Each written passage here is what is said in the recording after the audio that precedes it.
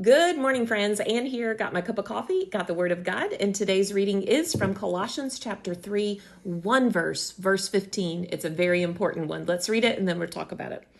And let the peace that comes from Christ rule in your hearts. For as members of one body, you are called to live in peace and always be thankful.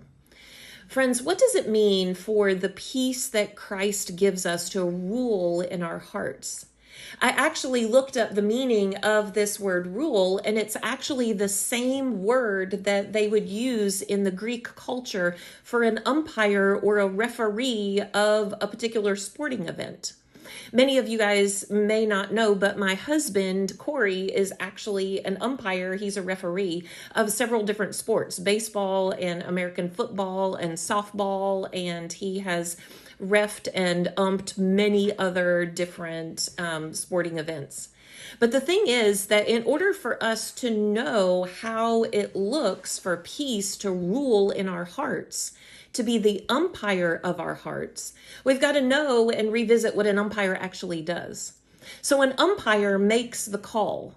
When there is something that is confusing, when there is a dispute that is happening between what is right and wrong, an umpire makes the final decision. An umpire makes the call of how the game will proceed, of who will get what benefit from whatever it is that has happened in the game.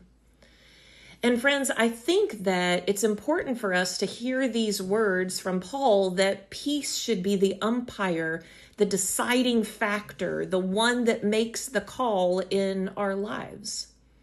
You know, many of us have put other things as the umpire of our lives. We've put politics as the umpire of our lives.